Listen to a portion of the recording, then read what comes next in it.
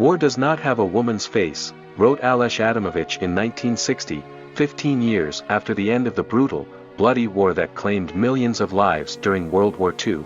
But the war did not spare girls and women.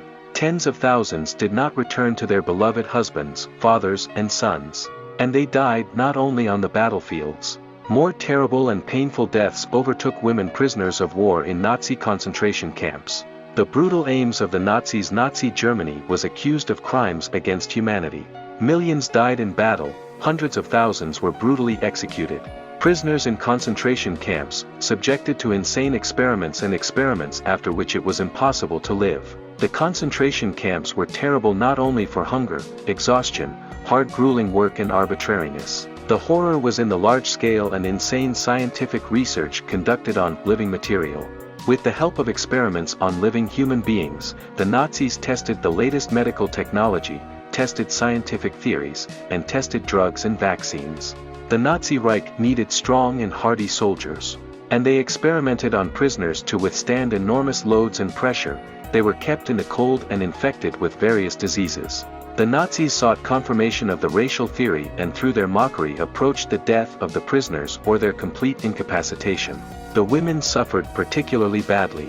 They were mocked in the most subtle ways and their bodies were simply an experimental mass. Ravensbrück death camp just 100 kilometers from Berlin. From 1939 to 1945, there was a women's concentration camp in what is now the village of Ravensbrück. Behind barbed wire were more than 130,000 women and children who had to endure terrible agony and suffering. The camp was multinational. There were women from the Czech Republic, Austria, Yugoslavia, Poland, Norway, and Luxembourg. There were many Roma women and Soviet girls. At Ravensbrück, Nazi medics specialized in muscle, bone, and nerve research. To obtain experimental data, a healthy girl's leg was cut open, bones were broken, tendons were damaged, and then a process of fusion and healing was performed. The fractures were not allowed to heal properly, as doctors had to observe the process. Sanitation was at a very low level. The legs of the subjects were in great pain and ugly growths were forming on them. It also happened that the damaged limb was amputated and sewn on another prisoner. I was very lucky. This experiment was conducted on me in the beginning, when they still thought it necessary to use clean bandages. Then they started using bandages repeatedly, and many girls developed infections, one concentration camp prisoner recalled. Karl Klauberg, a gynecologist, became famous in the camp for his efforts to report to the Führer on the invention of an effective way to sterilize girls. After all, the inferior race was not supposed to reproduce. More than 160 women were used in the experiments, and among them were even 10-year-old girls. Klauberg injected the reproductive organs with a caustic chemical compound of iodine and silver, after which the women suffered irreversible infertility. Many of them died, and some were killed on purpose in order to perform an autopsy. The German doctor also liked to invite imprisoned women into radiation chambers. 1 hour in such an office provided severe burns, ulcers, and the inability to have children. We all had tattoos with numbers on them, and we were just material for the beastly experiments. Political prisoner Dora Klein recounted of the activities of the Nazi doctors. In 1943 a crematorium was built in Ravensbrück and in 1944 the gas chambers. The first to be exterminated were the inoperable, sick women and children. A Nazi would climb on top of the roof of the cell where the women were driven and throw a gas can through the hole there. For 2 or 3 minutes one could hear screams and groans. Then silence, wrote Assistant Camp Commandant Schwarzgruber in his confession. Dachau, Buchenwald, Auschwitz. These death factories specialized in research on the invention of bacteriological weapons. There was more than enough live material for these experiments. Women's bodies were incised, glass shards or metal and wooden fragments were inserted, then the bacteria of gas gangrene, Staphylococcus aureus, diphtheria, smallpox, tetanus and yellow fever were injected. In this way, experimenters determined the effectiveness of sulfonamide drugs. After infection, German medics monitored the condition of the prisoners, keeping diaries and reports of all signs that appeared. The Nazis conducted experiments with poison. They wanted to know what effects certain poisons had on the human body, and to do this they added it to the food of prisoners. If any were left alive they were immediately shot and subjected to an autopsy. In September 1944 all those who took part in the experiment were shot. The inquisitiveness of the Nazis knew no bounds. They wanted to know how to turn seawater into drinking water. To do this, they deprived about 100 Roma women of food and forced them to drink only seawater. I received permission to conduct an experiment to infect prisoners with malaria from Reichsfuhrer Himmler, admitted Wehrmacht military Dr. Pletner. He infected women with malaria, then injected them with a drug that increased their temperature. According to Pletner, this should have led to recovery.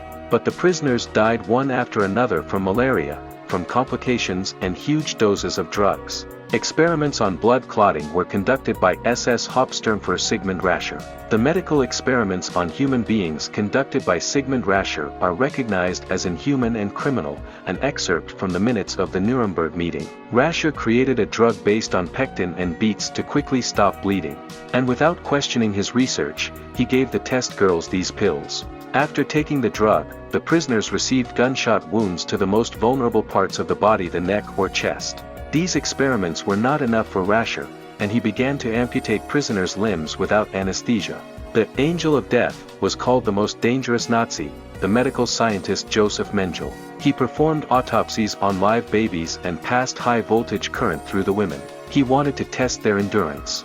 He sterilized a large group of Polish nuns with powerful X-rays. A prisoner condemned to death by the sadist Mengele runs to the gas chamber with all her last strength. She runs to death as to deliverance. Death by poisonous gas is not as painful and terrible as the experiments of the devil in human form, recalled Kristina Zawolska, one of the few survivors of Auschwitz. Prostitution as salvation. In the concentration camps, the Nazis forced female prisoners into prostitution. Himmler was inspired by this idea. He ordered brothels to be opened on the territory of male concentration camps in order to increase the prisoners' capacity for work. The Reichsfuhrer believed that receiving the privilege of sexual services would be an additional incentive to work. Female prisoners were sent to brothels to work.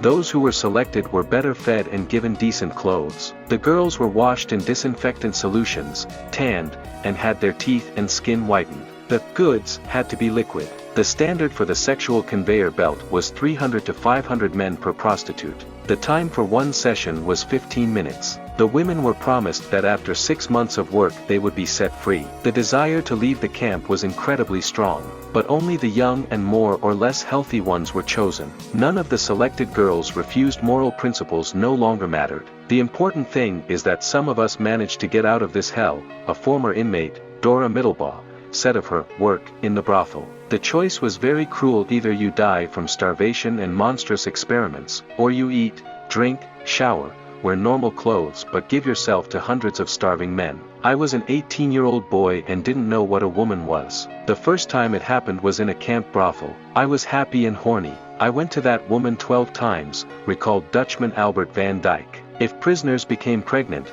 they were sent for a forced abortion. Only German women were allowed to have children, but their newborns were immediately taken from them. Most babies died before they were even a month old. Official prostitution was profitable for the German authorities. Brothels generated thousands of Reichsmarks, which were used to improve the economy of Germany. Punishment for the evil done. Heinrich Himmler, one of the most influential figures of Nazi Germany and the right hand of the Führer, approved of all experiments on prisoners in concentration camps. He was well aware of the number of victims this research would lead to. I do not consider it murder. After all, concentration camp prisoners are not human beings, Himmler confidently proclaimed.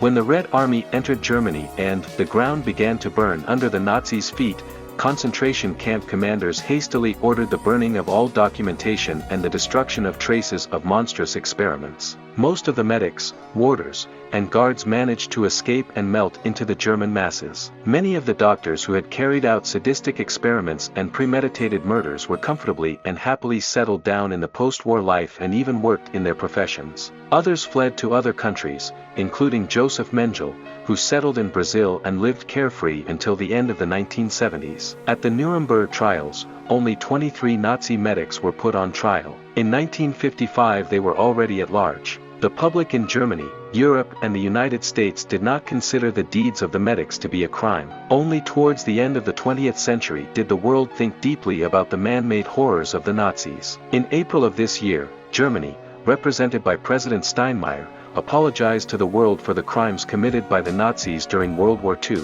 I, the President of Germany, apologize to you for the inhuman and brutal acts committed by the Germans. I think that too few criminals have responded according to the law and have been punished for the evil they have done," said Steinmeier.